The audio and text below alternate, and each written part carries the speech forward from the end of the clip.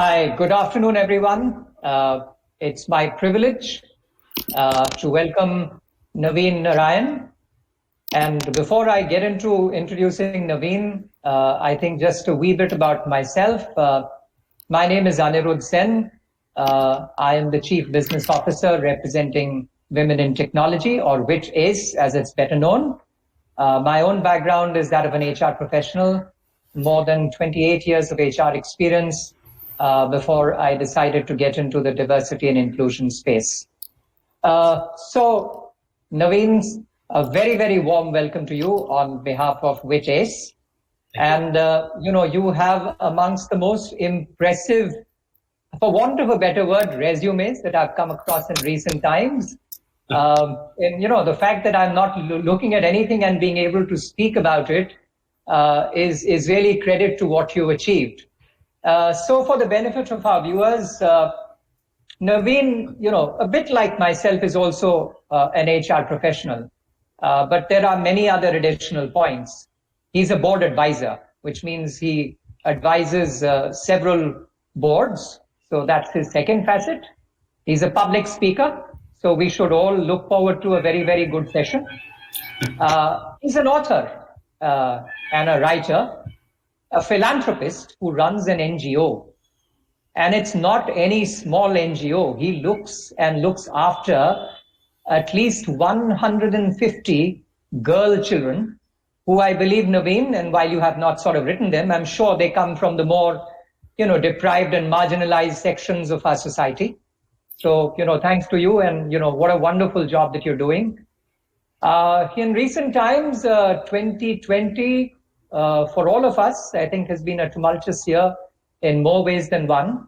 But I think it was not just for any one of us, but for Naveen himself.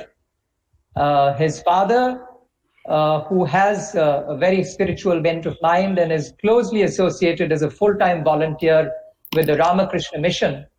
If I remember the date right, Naveen on the 25th of March last year had a heart ailment or a heart attack. And you had to sort of get him home and look after him. And at the same time, I do remember your children were in Mumbai with your wife, and then you never got to see them right until September. So you were dealing with that situation as well.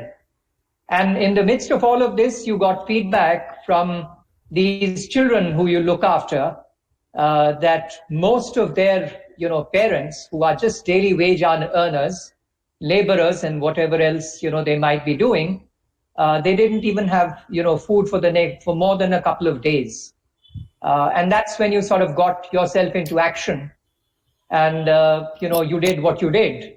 I, of course, remember everything vividly, right? But I'm not going to steal your thunder and allow you to speak more about it. But I must tell the viewers that over a period of time, and let Naveen tell his own story, it would be very unfortunate if I stole his thunder, that over a period of time, through sheer perseverance, Naveen was able to collect, more than 50,000 US dollars, not a small amount under any circumstances, has since been looking after 20,000 people. I don't know how many unique families would that be, but 20,000 is no small number.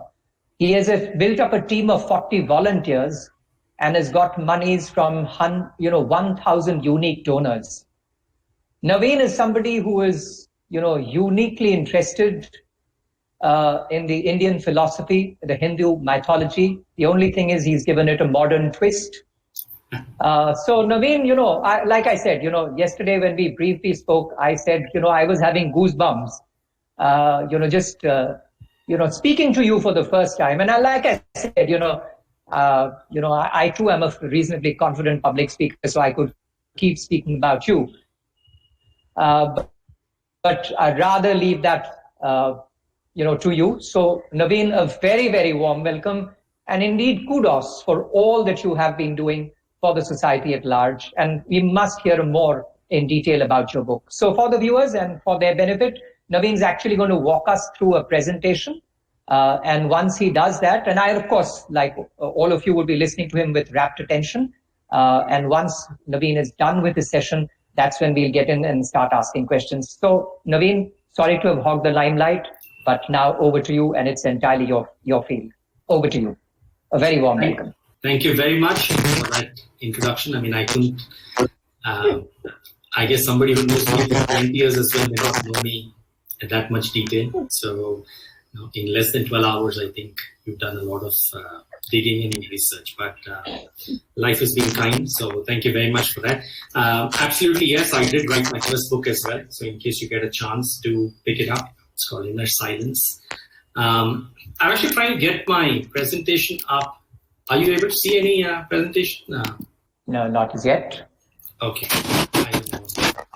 So let's anyway go ahead. I mean, today the conversation is about people listening in, and subsequently, I guess whoever will listen in further. Thank you very much, WiT, for this opportunity. What I thought was, I think it is easy for me to have come and saying this is inclusion, this is diversity, try to reel out statistics around it.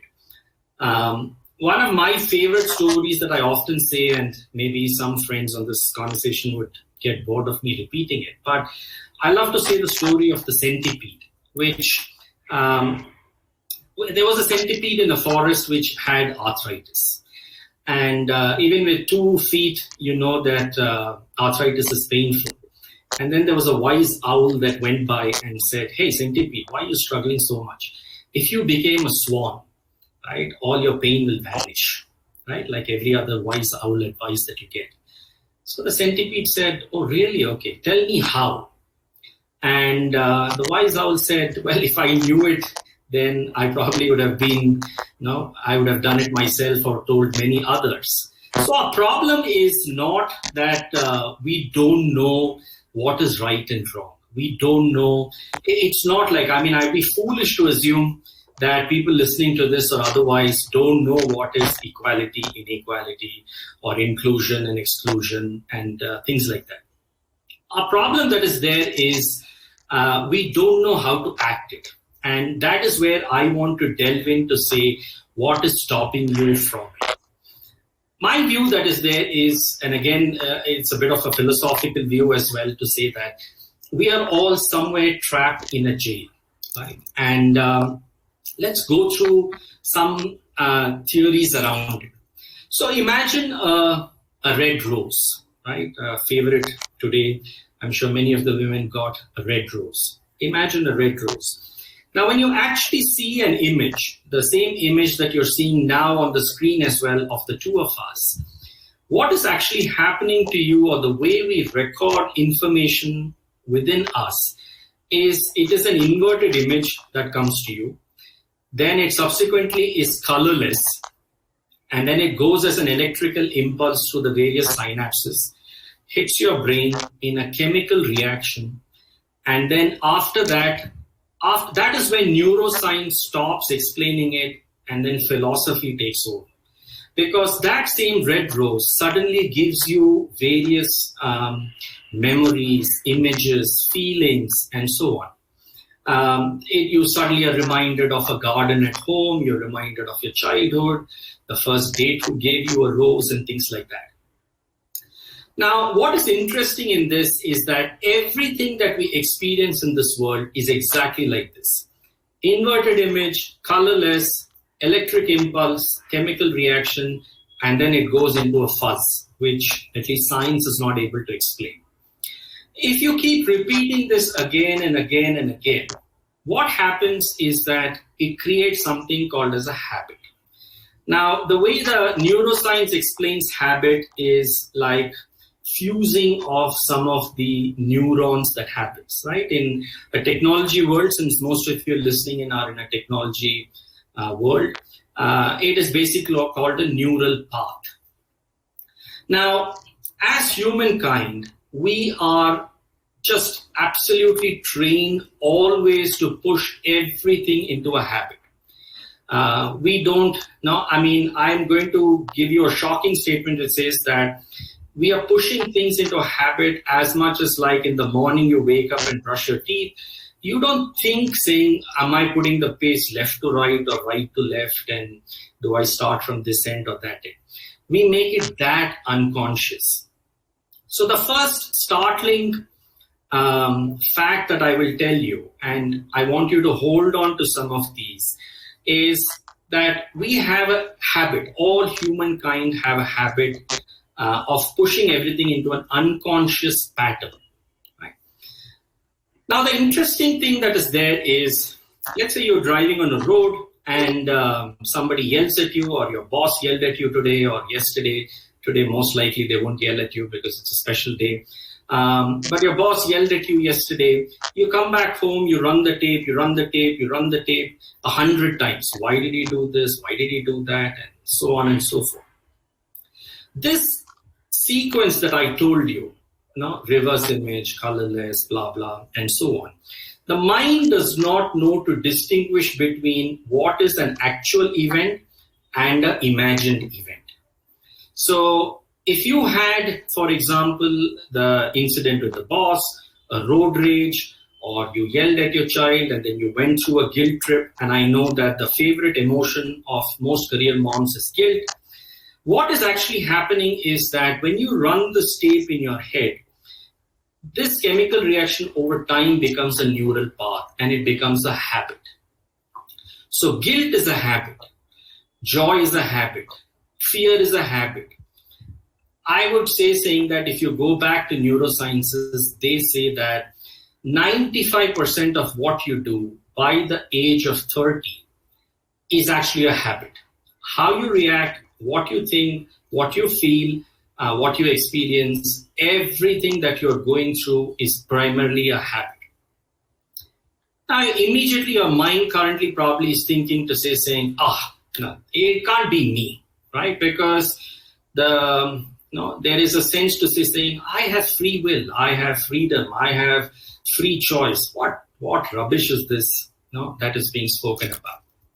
Okay, now let's hold on to that, right? So let's hold on to this particular idea. The second idea that I will tell you is we only know how to learn things, experience things, see things, or any of the aspects in contrast, which means that we know sweetness because there is sourness. We know joy because there is sorrow. We know black because there is white. In the same way, we know equality because there is inequality. We know inclusion because we know exclusion. We do not know things in absolute. Now, there is a problem that is there. It's a bit of a double-edged sword. We learn in a certain fashion, but this also creates strong likes and dislikes in us. So as you're recording these, it is also becoming habits. We are just a creature of liking and disliking everything. The next fact that is there, which is again in research of the mind, philosophically or otherwise, is something which philosophy refers to as aham or ego or identity is a better English word that is there. Now the question is, what is identity? Right? Easy ones, father, mother, son, daughter, wife, so on and so forth. And then slowly it starts getting subtle. Lover of Chinese food, dislikes this, likes that, dislikes this political party, likes that football clubs, hates this particular thing, and so on and so forth. Even Facebook figured out during the 2016, when they tampered with the elections in the US or in the Brexit campaign, they were actually working with 3,500 identities per individual, which means that we have so many ways in which we have divided ourselves. Now, why am I saying this? Because the more we divide all of these, the more we have likes and dislikes in so many ways, the more we are probably in this habitual pattern. That is where I referred to early part of it to say that somewhere we are in a bit of a jail, right? Where we think we can solve this inclusion and exclusion, where every HR leader who's like me for the last 25 years thought, do some program and you can solve it, and so on. what we didn't know or don't know is that we're dealing with unbelievable unique individuals. Now, why are you unique? Because what you also carry behind these identities is a bunch of memories, right? Or philosophy refers to it as manas, evolutionary memories. If you are a believer of rebirth, you're carrying rebirth memories of many lifetimes. So when you suddenly come to a point where you are behaving inclusive or exclusive to a person or an idea or a feeling or anything, what you're actually bringing in is habit, neural networks, lifetimes and evolutionary memories, and thousands of identities through which you are able to see the world, right? And those identities drive likes, dislikes, and so on. Now you're probably getting a sense of why I say that you're probably in a jail. Now, I call this the 95 and 99 trap. Okay. Now, the 95 trap I briefly explained, which is to say, by the age of 30, many of the neurologists have come to believe, in working with some of the philosophers. I mean, there is a lot of work that the Integrated Institute of Sciences and Medicine does on this. And they have come to believe to say, by the age of 30, 95% of what you do is a habit, right? You are not thinking. It is so unconscious. So if you're being excluded, if you're being in an exclusion mode, it is something that is so unconscious in some ways to you as an individual. The second thing that is there is we like to believe that some of these are genetic. And an interesting project that happened from the 90s and ended in 2000, one of the largest collaborations that happened in the world was the genome mapping that happened. And in the genome mapping, one of the assumptions they thought was genes caused all of these. Pain, sorrow, feelings, health, everything else. They were shocked to figure out to say that they only found 20,500 genes. That's the actual number.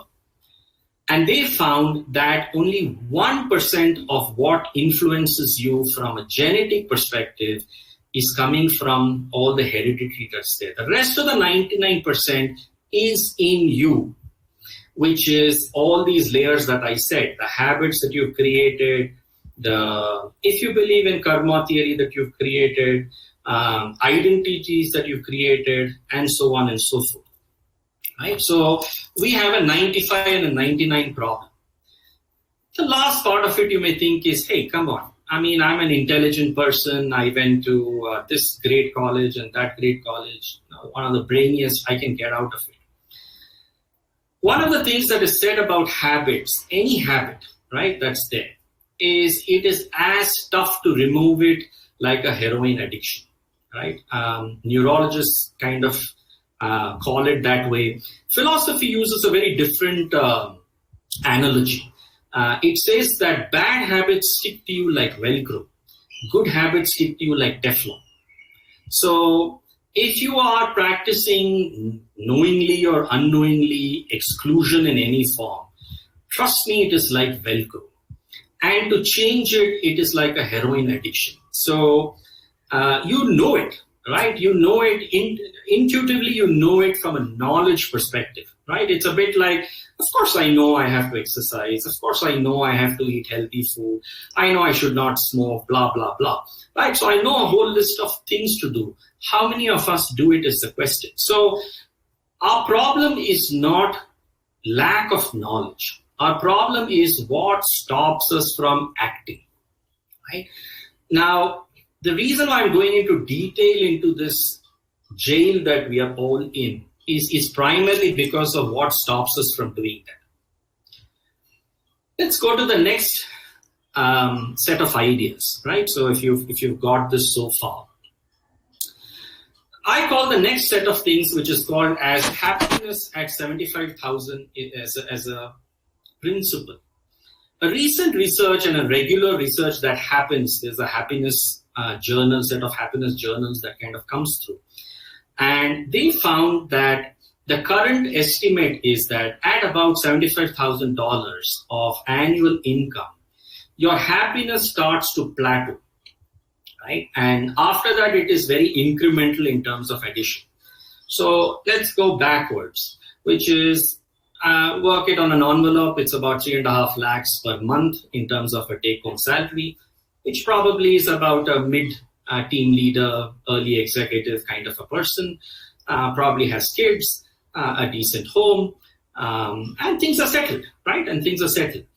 And that is the time when suddenly there is something that comes inside you, which says saying, what am I doing, right? Why am I not feeling happy, right? Now, Anirudh, in his HR experiences, also tell you, saying the old Maslow's hierarchy that is there, is that you've also crossed the layers of Maslow's hierarchy, right? The belongingness and the needs. And suddenly you're coming to a place to say, what is my purpose, right? Now, we all think that purpose is something that is going to magically fall from the sky. At least I did.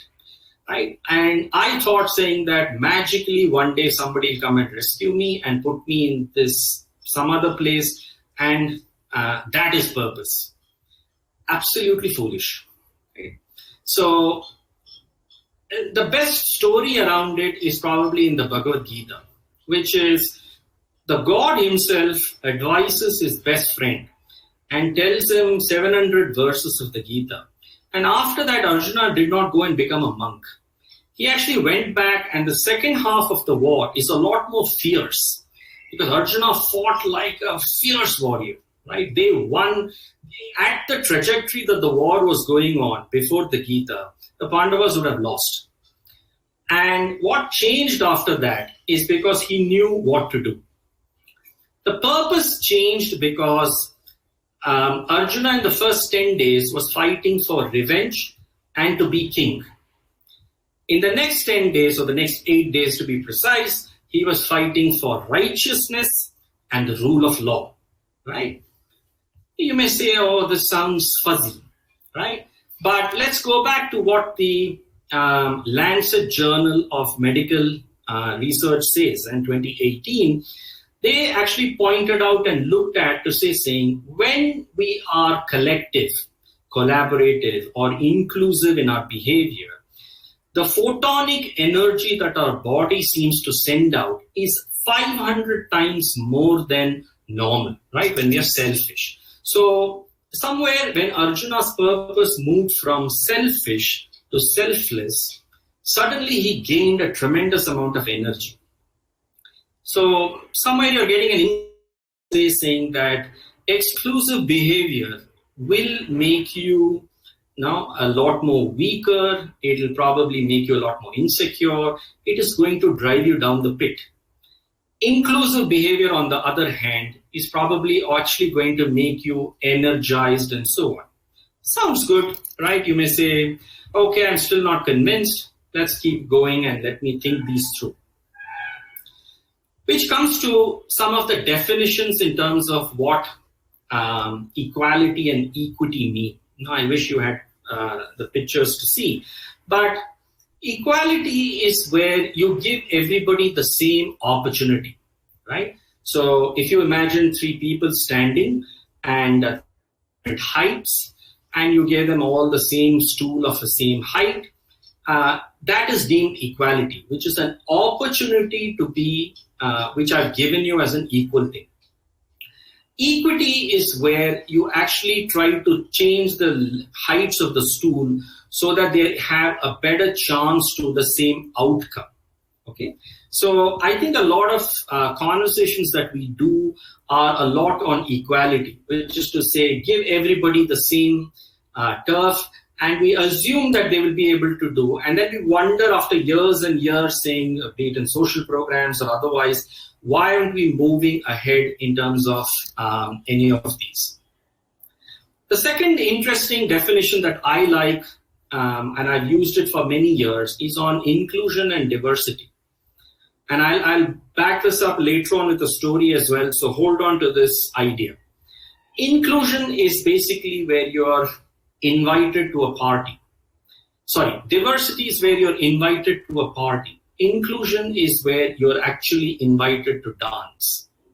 So in the next couple of minutes when I speak about this, you will get this in terms of saying just being invited into the house is not enough. But actually in every respect being treated for your individuality and respected for that is what is important in some ways. No? And that's the difference that's there.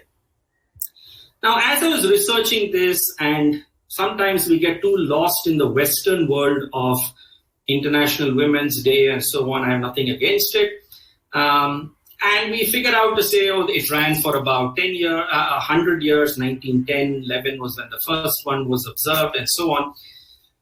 I actually like to go back to saying India as an ancient wisdom actually had this. And actually, it's not just India. And I'll talk you through some examples. Now, if you look at it, the Ramayana, which is one of the epics that ancient India, from ancient Indian times, has about 300 versions. One of the versions that is there is actually a transgender version, right? And in the transgender version, there is a story that says saying Lord Ram is finishing the war, coming back to Ayodhya.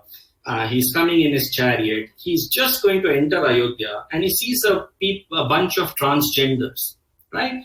4,000 years back, this is written, all right, or happened. And 2,000 years back, recorded, right, during the Gupta period and the Maurya period. So this is not a new concept for us to say that there existed a third gender. So Lord Ram asks them in that version to saying, why are you standing here? So the bunch of people saying, Ram, if you remember, when you went first 14 years back, not many people followed you. And you said, men and women, go back to Ayodhya. This is mine to experience, not yours. And you did not say about us. So we didn't know what to do. We waited here, right? A romantic story, you may say, but it is an acknowledgement 4,000 years back, and there is evidence that Ramayana and Mahabharata happened, archaeological evidence, but anyway, that's sort of a separate topic. But the point that is there is Ram, after that, tells one of the transgenders saying, hop onto the chariot. And Ram actually enters Ayodhya with a transgender. Now we don't know the story, right? Let's take another story. About 1800 years back, the Jain Tirthankaras, who are one of the most devout, most ascetic, most religious, philosophical, whatever you want to call them, they actually write a definition to say that mankind is like this. They were actually writing it specifically for who could also be a monk. They actually wrote to saying, we are born in one gender. We may experience our body in one gender. We may like somebody in one gender. Classic 3x3 matrix, right? Our management consultants love it at this point in time.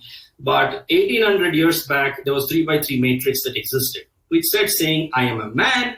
I may feel like a woman. I may like a man or a woman. They knew sexuality of feeling and sexuality of how you will share it, right? 1800 years back, written by the most devout people. Now the question comes is, where did we lose this?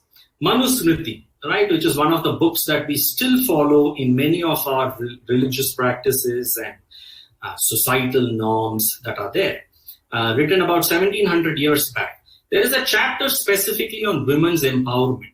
It very clearly states out there to say a home, a society, or a country which does not respect its women will never, ever flourish. There are many stories of fluid genders. If you read the Rig Veda, the so-called Adam and Eve equivalent story is actually somebody who moves into a fluid gender. A man becomes a woman, gives birth, and that is how humankind, as per the Rig Veda, kind of started.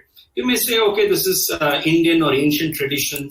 Go to the Inuit tradition, which is primarily the north of Europe. Go to the Shinto tradition that is there. They all speak about fluid genders. Last is in terms of who we are as well. Now, interestingly, the right hemisphere of us is supposed to be in flow, which means it is the part that is there which is actually in unison with everything around us. It is the feminine side of a human being. It is the one which pushes love, compassion, collaboration, emotion, empathy, so on and so forth. The left side of us, there's nothing to do with the brain theory. The left hemisphere of us is the structured side of it. So I get a bit upset when somebody will ask me saying, should I follow structure or flow? Right? I would say saying, please choose a hemisphere in your body and start working with it. The left side is, of course, structure, analytical ability, so on and so forth. Now, this is represented again, if you go back in our ancient wisdom, the Ardhanarishwari that is there, right? We are made as people, which is feminine traits and masculine traits. We both have it. Now, a woman operates maybe more from the right side. The man operates maybe more from the left side. I have a problem because most of our world today is moving to a left hemisphere culture, which is if you go into some place and say, I feel, or my intuition, today in the modern world, it is a bit like, what the hell are you saying, right? Where is the data, right? So we seem to celebrate, we seem to acknowledge, we seem to give a lot more credit only to the left hemisphere in that sense. Now let's move on to something which I'd like to talk about, which is the techniques, because I said I won't be the wise owl, which will tell you to be a swan, right? Before we open for some questions. I feel that the better way to do in corporates, rather than look at numbers, how many men and women did you hire? How many did you have by rank? How many did you promote? So on and so forth, is how do you develop people to work on their masculine traits and feminine traits? And you say, why is this important?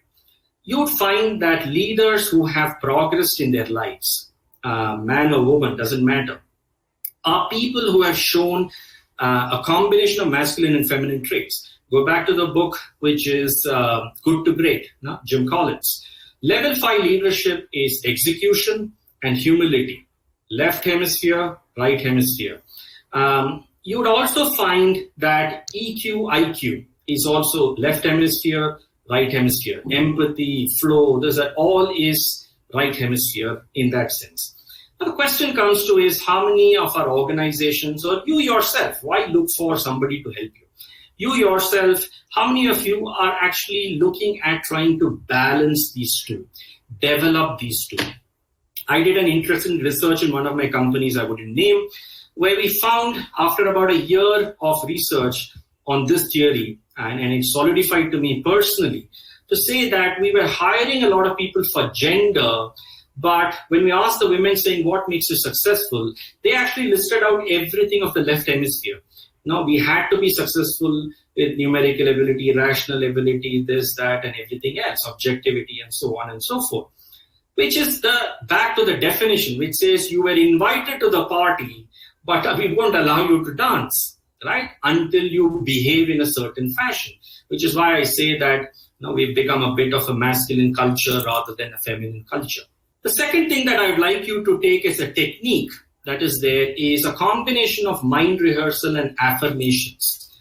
Now, back to the rose example, or back to the road rage example, or the boss example. I mentioned then to say that whether you saw the rose once or whether you imagined the rose, the actual reactions, this whole sequence is exactly the same, right? So the best way to fool your mind in terms of saying that I am inclusive is probably through affirmations rather than probably many other things that you're already in jail for, right? So get out of the jail, get the intellect out of the jail and start working on this. Where does this work? Is this some rocket science technique? No, every sportsman uses mind rehearsal and affirmations. You think a Sachin Tendulkar or a Virat Kohli who strikes a ball in less than probably 0.2 seconds, flow and efficiency and so on is far gifted than you and me? The answer is no. It's just that they've used mind rehearsals where they've played the ball 1,000,000 times. Right? I know of Sachin Tendulkar saying this or Roger Federer saying this as well, where they say that they can actually see the ball, they can see the strands of the ball. because they have slowed it so much in their mind.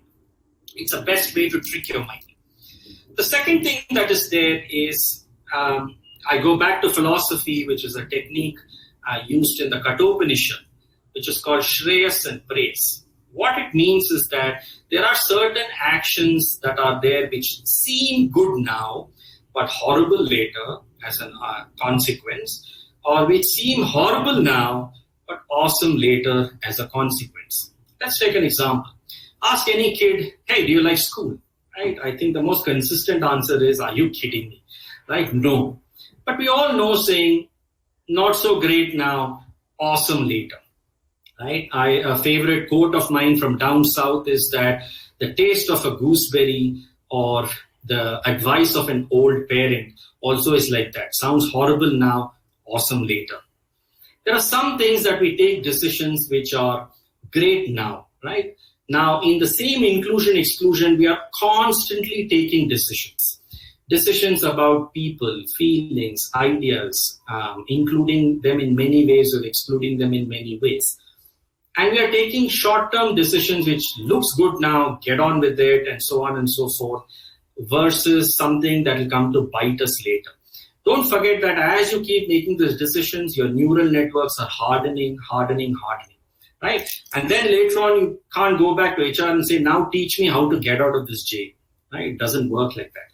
The last technique that I say before I pause for questions or for Anirudh to ask me some follow-ups is we will fail in this many times, right? In fact, the philosophy also says this saying, grow some sportsmanship, because you will fail in a lot of these things. Let's take two examples. From the animal kingdom, if you look at it, the best of predators, lion, tiger, and so on, their actual hit rate or kill rate is 1 out of 4 success. 3 out of 4 times they fail, right? Thank God they don't have the ability like the human mind to play the tape again and again. Because if they had the ability to play the tape again and again, like the human mind, there would probably be depression clinics and all kinds of things in the animal kingdom, right? Luckily, they don't. They move on.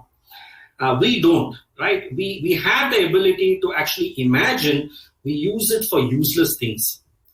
The second thing that is there, second example probably is even in sports you look at it, right? Dhoni was one of the best captains so far in the Indian cricket scenario, has an average career success rate of 45%, which means 1 out of 2 times he's failing. And yet we call him Captain Cool, right? Why? Because he's perfected this art in some ways. So one of the things of trying to do all of these techniques is a favorite dialogue of mine, which is called aim small, miss small. Don't try for something dramatic. Start small, do something small, but do something which is, I get asked this question many times saying, should we use inclusive words? Right? Yeah, sure, you can use inclusive words, but I will tell you saying it makes no change to anybody, because behind those inclusive words is intent, behind that is thought, behind that is a memory, behind that is the thousands of identity. If you didn't help somebody to change all these layers, the guy is just mouthing something just to please you. Right. So at times, sometimes we kind of try to change things which are the last mile rather than changing something which is deep within. What this also proves to us is to say that this journey is personal. I think you all know that we have to be inclusive. I think you all know saying that being inclusive is successful. It does this, does that, and so on. I feel you don't know how to do it because you're in the jail, right? Hopefully today's session gives you some ideas in terms of trying to get out of this and use some of the techniques. Great. I think, Naveen, absolutely enthralling session. What I'm going to do first, and this is more bunch of things that you sort of spoke about. So, and I'll sort of try and paraphrase a few things so that, it just gets refreshed in the minds of everyone, especially the viewers. Absolutely. So one of the things that you spoke about early when you started speaking, you sort of spoke about the fact that, we are creatures of habit, right? And what typically tends to happen is that once we see something, once we experience something, those somewhere get locked or featured in our neural networks. And from that, over a period of time, those develop into habits, sometimes into likes and dislikes. And you also said that by the time we reach the age of 30 or thereabouts, almost 90 to 95% of our brain is already sort of programmed things in a manner we want to, because that is sort of born out of habit. So that's what you sort of started with. Then again, you made an excellent point where you actually said that, we tend to see things always in contrast. It's never ever in absolute. So it's more in relative terms, right? In contrast. And you gave a couple of examples, right?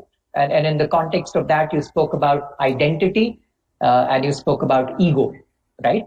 Then you also spoke about genome mapping or gene mapping and how the human beings are a product of heredity and environment. What wanted to do was that heredity plays a very, very small part, maybe 1%. You spoke about bad habits clinging on like Velcros much more than good habits, which use the word Teflons, right? And which is why oftentimes bad habits become an addiction and not the other way around. Then you delved into, philosophy, right? Some of our mythological epics. You gave examples from the Ramayana. You spoke about inclusion of the Tirthankaras, what they had written so many thousands of years ago, right? And I think, all of us who,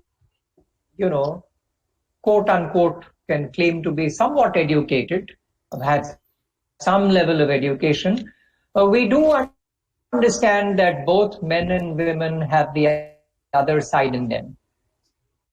So, there is in the year 2021, we are still talking about gender diversity inclusion.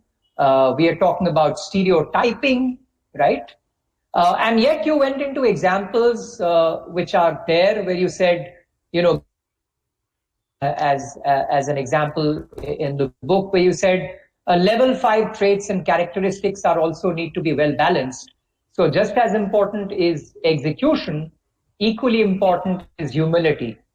Leaders who have had just only one of them have often probably not scaled up to that level.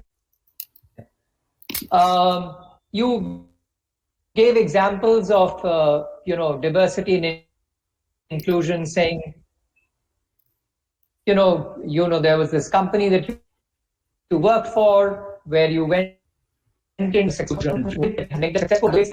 They all spoke about left brain traits, right? Which are, again, if one generalizes, are sort of more known to be, manly traits or strengths that men often show better, quantitative stuff as opposed to feeling, and stuff like that.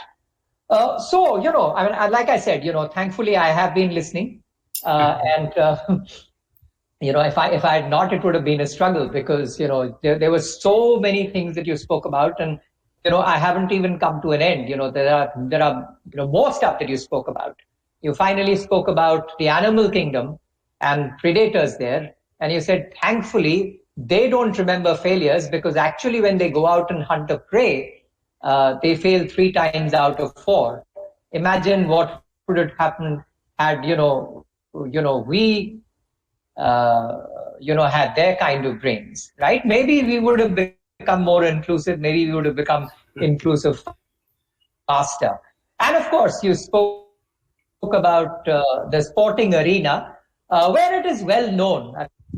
I mean, whether it is tennis, whether it's cricket, whether it's golf. You name this being so but football is not so much. But again, because if you're speaking about tennis players and badminton players using visualization, then God only knows, maybe it happens to footballers as well. So visualization is a well-known and a well-documented fact, because when we saw Rishabh Pant play that reverse sweep, I mean, admittedly it was a predetermined shot, as he did admit. But then, he was playing it to, one of the best ever fast bowlers in world cricket, like James Anderson, to a new ball. So obviously visualization, comes in. Now, from all of this, right, you've said a lot of things, and the only reason I recounted this is because I'm not so sure the audience would have been able to recollect everything or a lot of the stuff that you spoke about. If we now come to gender stereotyping, right, which is, the fundamental, topic of what we came to discuss here today, are you then saying that gender stereotyping primarily happens because of our habits, or does how does then that counterbalance by what you learn at home, by the value systems that just by the mother, but by the Indian, so there, how does that interplay happen? That would be my first question. Stereotyping, and how does that happen? I think we learn. I don't know whether we all live in a large part in neutral homes, gender neutral homes. I mean, there are, my sister, I remember many years back, pointed this out at home, where it's a subtle set of comments that keep coming and have conversations where you'd saying, what will people think? What your in-laws think? You don't even know how to make tea and coffee, right? It's a subtle comment, right? I mean, maybe 10 out of 10 times, nobody will take offense to it. My daughter will take offense to it at this point because they're a little more switched on and or a little more thin-skinned. But if you see the subtle set of such commentary that happens at home, there is a view to saying son is here, daughter is to be let go. You look at some of our social norms. If 50% of marriages happen arranged, we look for the boy to be higher educated than the girl, higher earning than the girl. These are norms, which effectively means, I go back to my NGO as well. The biggest problem that I face when we tell parents of a rickshawala or somebody to say that let her go to college because it's the first ever in their generation who's going to college. Their biggest worry that is there is the large part of it is to saying how will they get married, right? Because there is no boy who's available who's going to be more educated than her. No, God forbid she gets a 30,000-40,000 rupee salary, we have a problem. So we have problems which are like, come from home, societal, and many other parts, which could be subtle. I'm not even talking about the big obvious problems, which is to say, don't have man, don't have woman. There's a reason why I do the NGO, because people don't make the choice to educate a woman or a girl in certain economic stratas or social stratas as well, right? So stereotyping, in my view, starts with at home. Our problem doesn't start in the corporates. By the time they come to the corporates, I feel the problem is already huge. And I also feel, I don't know whether mass scale change programs that we attempt to do in corporates have that much of a bearing unless somebody truly reflects to say, do I want to even be inclusive, right? That's a big question. Because it serves me well, right? If I'm successful, I'm making money, and so on, right? Which is why I said the Shreyas prayers. Say, well, why should I be successful? Why should I be inclusive? What will it get me, right? It's a tough piece that is there in terms of this whole gender stereotyping. I feel it has to be taught now at homes. Hopefully, my kids' generation, or like you said, your kids, like the daughters. This thing that you borrowed, that generation will probably be a little more different than us. Obviously, that gender neutrality has to clearly begin at homes. I think the key part is it cannot just happen in the slightly more so-called affluent homes.